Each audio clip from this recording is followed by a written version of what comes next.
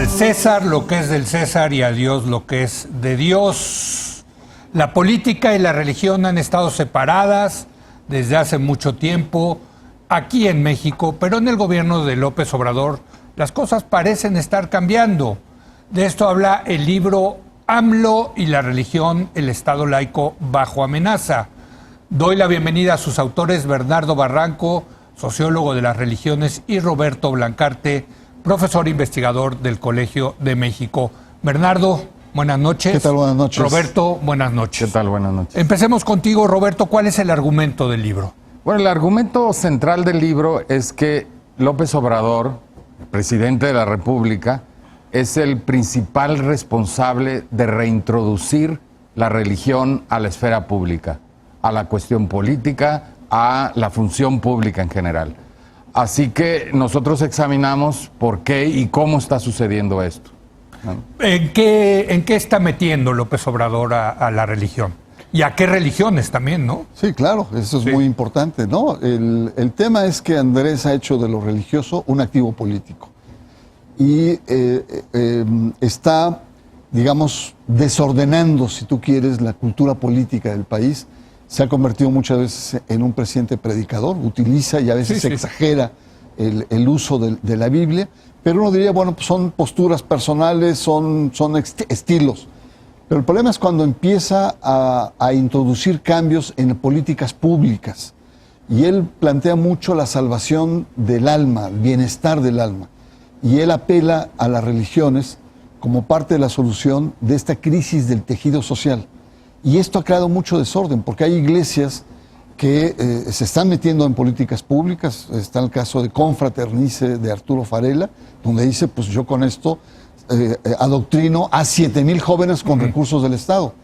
O desorden como de las mismas filas de Morena, al introducir una iniciativa de cambios a la ley de asociaciones religiosas culto público, donde abre las puertas en términos de concesiones. Entonces, no solamente es una cuestión de retórica, sino el riesgo es dar un paso que, digamos, desequilibre esta tradición laica del Estado moderno mexicano. ¿Es un tema político, electoral? ¿Es un tema de convicciones personales del presidente? Las dos cosas. Sí. Precisamente, el libro pues, lo hicimos entre Bernardo y yo. Bernardo insiste un poco más en la idea de que López Obrador es un hombre político, es un animal político. Sí, claro, y entonces la tesis de Bernardo se inclina un poquito más a que todo esto es un manejo para, digamos, apoderarse de ciertas nuevas clientelas provenientes, sobre todo de estos grupos evangélicos, etcétera.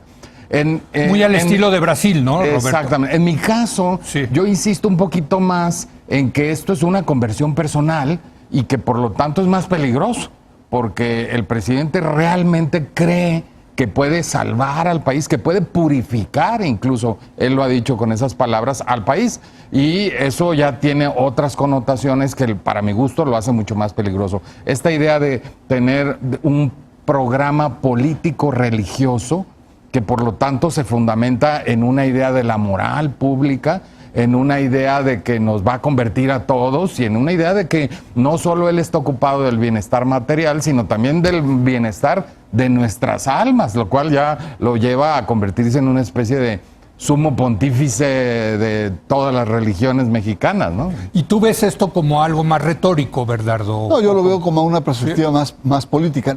Digamos, no son excluyentes las dos. No, pero posturas. a mí me encanta que dos autores no estén del todo de acuerdo. No, son ensayos, es interesante. pero no son excluyentes, porque en realidad se retroalimentan las dos cosas. Claro. Yo lo que veo es, hay una tendencia en América Latina en donde las iglesias evangélicas han crecido y tienen un potencial en términos de votos, de presencia. Por eso decía Brasil. Claro, y no solamente fundamental Brasil. Elección de Bolsonaro. Estamos hablando la iglesia evangélica, de toda Centroamérica, donde han crecido, Colombia, Chile, o sea, es un crecimiento importante. Entonces, por lo tanto, la clase política, cada vez más alejada de la sociedad, recurre a las iglesias como fuente, no solamente en términos de votaciones en periodos electorales, sino como fuente de legitimidad. Y estas iglesias tienen un discurso de purificación, de moralización, la vida corrupta política de los países, y ahí enchufan mucho. Entonces, los líderes a veces tienen, evangélicos, tienen este sesgo mesiánico, porque van a purificar la vida política de los países. Y Andrés Manuel López Obrador en su discurso no escapa a esta lógica que está como gran tendencia en América Latina. Ahora, en este país hubo una guerra por este tema de... Tres guerras. Bueno, sí, claro, tienes tres, porque la cristera, a ver, la de reforma, la cristera... La invasión francesa. Y la invasión, bueno, pero la invasión francesa es la secuela, es una continuación de la reforma, ¿no? Y la cristera. Y la cristera, pero eso tenía que ver con un enfrentamiento entre el Estado, un Estado naciente, y una Iglesia Católica, pues que era el verdadero poder en México, ¿no? ¿Cómo que, al decir ustedes que el Estado laico está bajo amenaza, pues yo creo que también está bajo amenaza la Iglesia Católica? Claro. Bueno, no, y yo creo que más importante, porque luego a veces parece que nosotros estamos defendiendo el Estado laico como una especie de nuevo ídolo al que hay que adorar. No, las que realmente están bajo amenaza son nuestras libertades, hoy contemporáneas. Olvídate de las guerras del siglo XIX. Nuestras libertades contemporáneas, el día de hoy, son las que están bajo amenaza porque es el Estado laico el que las garantiza o el que las debe de garantizar. ¿A qué te refieres? ¿Libertad de asociación, de religión? A la libertad de conciencia. De conciencia, ok. ¿Qué es la libertad de conciencia? Es la que nos dice lo que nosotros, lo que nosotros definimos como la autonomía moral del individuo. Correcto. Es esta idea de que cada quien puede decidir en su fuero interno lo que es correcto, incorrecto, bueno o malo. Totalmente. Siempre que no afecte a derechos de terceros o al orden público, ¿verdad? Pero digamos que esa idea es muy importante porque es la que permite a que personas, independientemente de su religión, si son católicas o judíos o cristianos o budistas, puedan decidir, por ejemplo, si están a favor del aborto o en contra del aborto. O ateos, o a favor incluso. Sí, exacto. Pero no importa en qué creen o qué no creen. Lo importante es son las políticas públicas. Lo importante es que su libertad de conciencia les debe de permitir decidir si están a favor de la eutanasia, en contra del matrimonio igualitario, en contra. Y eso es lo que está en riesgo cuando alguien te quiere imponer una determinada moral a partir de determinadas concepciones religiosas muy personales del presidente. Porque aquí hay que decirlo, digamos claramente, las creencias personales del presidente, aunque nosotros las investigamos, no nos deberían de importar. No. El problema es que el presidente las está metiendo a la función pública. Y ahí sí es cuando sí nos empieza a preocupar, porque está metiendo sus creencias personales a través de la función pública. Y sus creencias, Roberto, son muy conservadoras, ¿no? Y son muy conservadoras. En el tema del aborto, de los matrimonios gays. Bueno, él piensa que hasta el divorcio es malo, cuando aquí hemos avanzado mucho para que la gente se pueda divorciar y rehacer su vida, etcétera. Bueno, él piensa que es una cosa del neoliberalismo y que hay que atacar. Entonces, pues imagínate. Y él tiene una idea bucólica donde el campo y sus valores, y no se da cuenta que el campo es muy conservador. Si tú haces una encuesta aquí comparando siempre cualquier cosa de valores, campo, ciudad, siempre los valores más progresistas, liberales, etcétera, están en la ciudad, no están en el campo. Correcto. Y las respuestas del campo siempre son muy retrógradas o suelen ser, digamos, en general más conservadoras. A ver, te pregunto, ¿también está bajo amenaza la Iglesia Católica? Claro.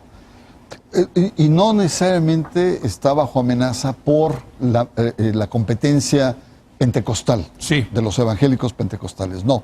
El riesgo acá es un riesgo mucho mayor. Es decir, si el Estado hace excesivas concesiones, como está en la iniciativa de reforma, esta que se presentó en diciembre por parte de Morena, el riesgo acá es que estemos transitando hacia un periodo de constantinización, es decir, que existan iglesias de Estado, que volvamos, y por eso se plantea que estamos con el peligro de una regresión, a que las iglesias formen parte del aparato de gobernabilidad de este país. Entonces, la amenaza no solamente es a la iglesia misma, que la iglesia perdió en el siglo IV, cuando se convierte en religión de Estado, perdió todo ese impulso profético que tenía con mucha fuerza, y se convierte en un aparato de Estado.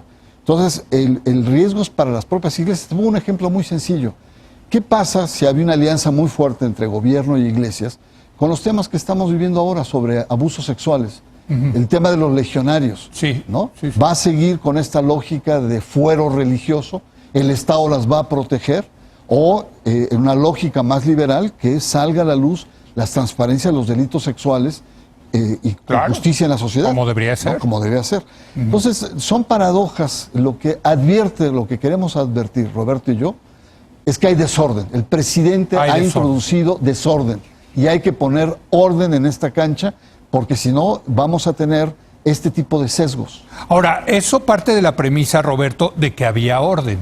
¿Sí había orden? Había más o menos orden y había una lógica, y yo creo que en México tenemos una cultura política laica, mucho más laica que otros países, por ejemplo, en Sudamérica, donde hay una cultura política muy católica o muy cristiano. Bueno, los presidentes ahora en Argentina juran Te Deum, en Chile hacen ahora Te Deum con evangélicos y con católicos. Es decir, en esos países hay otro tipo de cultura política que se desarrolló por razones de populismo, por razones... Y esto está entrando en México contrario a toda nuestra cultura política y a nuestra manera de cómo hemos resuelto nuestros problemas.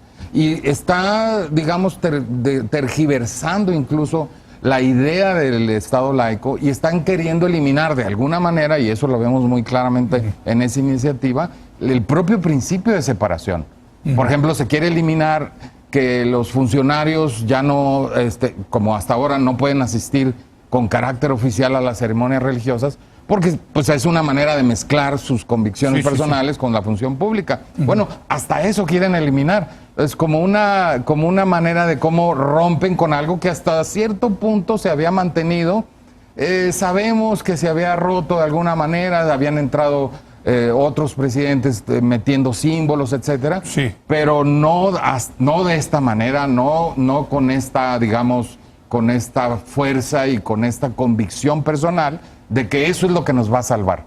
Y eso es otro problema, porque ya vimos estos ejercicios en otros países sudamericanos, en donde meter a la religión a la esfera pública no ha resuelto ni el problema de la violencia, ni la desigualdad, ni de inseguridad. Y vemos el caso de Brasil, que es el número uno. Bueno, y luego sácalos. Y luego, además... digo, y además hay un problema de confusión entre moral y ética. Es decir, cuando se habla de la cartilla moral, a constitución moral, la moral son los hábitos de una sociedad, son los valores hechos hábitos, una especie de sociología de las costumbres. Yo creo que el tema no es tanto la moral, sino es la ética, y la ética social, que es la que hay que trabajar. Si realmente la Cuarta Transformación quiere dar un paso más en ese sentido, no es el tema de la moral son las costumbres, los hábitos. La ética es lo que deberíamos hacer y revisar ahí. Y sobre todo nosotros lo que reivindicamos en el libro es la ética laica. Es decir, el Estado no puede tener una moral específica, porque imagínate cómo quedaría la comunidad judía frente a una moral cristiana. Ahora, que el presidente se dice juarista y a favor de un Estado laico, retóricamente. Pero en los hechos lo que ustedes están diciendo es... pues no, es muy diferente. No, se dice cristiano, y además se dice cristiano seguidor de un Cristo liberador que optó por los pobres. Podríamos decir, podría ser hasta una teología de la liberación, una concepción cristológica. Y se dice juarista. Pero como dice Roberto, hasta en diciembre, la primera vez que habla de la separación Iglesia-Estado. La concepción que hasta ahora había mantenido López Obrador era de la laicidad como la libertad religiosa, donde podían creer o no creer, donde el Estado no tenía que comprometerse con ninguna iglesia, pero había matizado mucho esta separación de esferas. Cuando da la iniciativa, en diciembre, el presidente pinta raya y se deslinda, diciendo ha causado guerras e invasiones, ¿no? Entonces yo no acompaño esa iniciativa. Pero el problema es que esta constante, digamos, irrupción, incursiones en lo religioso, crea desconcierto. Antier, cuando pasó esta tragedia de este niño en Torreón, él habla como diciendo, miren, ¿no? Por falta de moral, por falta de espiritualidad incluso. Entonces, recurre nuevamente a esto. Y esto es lo que está creando y el libro, por lo que plantea, pues es decir, hay que plantear, no es porque seamos perseguidores, digamos, de las libertades. Yo creo que las iglesias tienen todo el derecho de participar, etcétera, pero en su campo, no confundir los campos. El Estado tiene un campo propio y las iglesias su espacio propio. Un último comentario, Roberto. Es que el problema del presidente es que su concepción de Estado laico es muy limitada a nada más la defensa de la libertad religiosa. Pero la verdad es que el Estado laico ahora defiende, por eso insisto yo en lo de la libertad de conciencia, defiende a todas las personas, independientemente de la religión que tengan, a tener sus convicciones y a defenderlas. Y este país es muy diverso y tiene morales muy diversas que no todos compartimos. El presidente puede pensar que es inmoral darle, exenciones de impuestos, aunque sea legal, a algunos empresarios. Sí. A mí me parece inmoral, por ejemplo, que tenga a Bartlett en su gobierno. Y no nos vamos a poner de acuerdo en nuestras concepciones de moralidad. Y lo importante es un Estado que garantice esa pluralidad. Así es, ese es el punto. Y el problema es que López Obrador se quedó en aquella cosita muy religiosa de el Estado es nada más para defender la religión. No. El Estado laico sirve para defender todas nuestras libertades, todas nuestras concepciones de vida, todas nuestras formas de ser y nuestras preferencias muy diversas. Pues muchas gracias, es un privilegio tenerlos, Bernardo, Roberto. ¿Qué les puedo decir? Ustedes sí son neta en el tema de las religiones. Gracias a Bernardo, gracias a Roberto. Hacemos una breve pausa y regresamos con Salomón Chertoriski para platicar sobre la implementación del INSABI y sus problemas de operación. Regresamos.